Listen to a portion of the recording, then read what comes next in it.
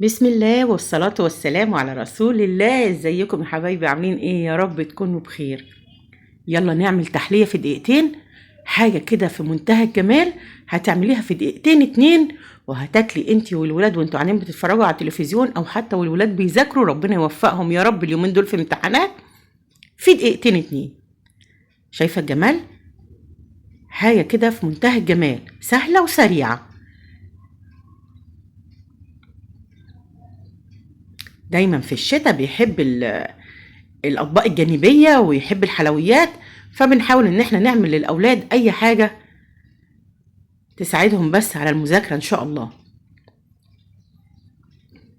انا مش هحتاج للوصفه ديت اكتر من موزتين، 3 موزات، عشان نبقى بس مع بعض صادقين.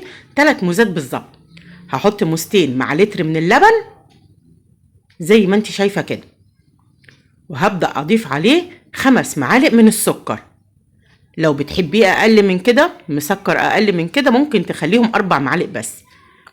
وهحط عليهم باكو من البسكوت، هخلي واحدتين 3 كده على جنب، هبقى احطهم على الوش على الاخر. طبعا اللبن ده مش سخن، انا كنت غلياه وكنت ركناه على جنب لحد ما بارد خالص.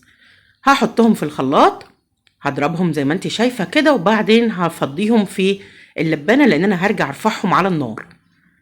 يبقى احنا كده حطينا لتر لبن معاه موزتين 2 و5 معالق من السكر وباكو من البسكوت الساده، ركنت واحدتين على جنب زي ما اتفقنا. وهبدا ان انا اضيف 4 معالق من النشا. هقلب الخليط ده كويس جدا على البارد الاول، وبعدين هرفعه على البوتاجاز. مجرد ما يتقل معايا بالشكل ده هبدا اصبه في الاطباق. شفتي اسهل من كده؟ في منتهى الجمال والسهوله. هحط الخليط بتاعي في الاطباق كله، وابدا بعد كده اعمل له الكراميل اللي هضيفه على الوش. هنا حطيت كوبايه من السكر، وهبدا اكرملها بالمنظر ده.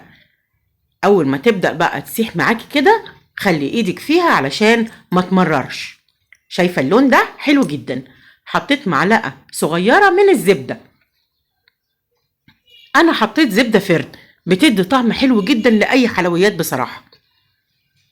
هي سعرها اي نعم ارتفع شويه اليومين دول، بس يعني هاتي نص قالب كده اللي هو نص كيلو وحطي منه بالمعلقه. هنا بقى هحط على الاطباق هي المزايا التالتة اللي اتفقنا عليها، هقطعها واحطها بالمنظر ده. وعلى طول انا الكراميل اللي حطيت عليه كوبايه صغيره من الميه لحد ما غلى معايا كده وبقى من المنظر ده.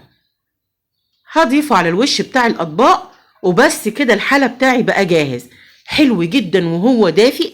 انا حبيته وهو دافي. الولاد عندي كلوه بعد ما حطوه في التلاجة، في منتهى الجمال والله. على الوش بقى البسكوتين اللي انا كنت ركناهم هفرمهم كده في الكبه او حتى ما بين ايديا، على حسب نوع البسكوت اللي انت جايباه. اذا كان هش ما بين صوابعك بيتفتفت، وهحطه على الوش بالمنظر ده وبالهنا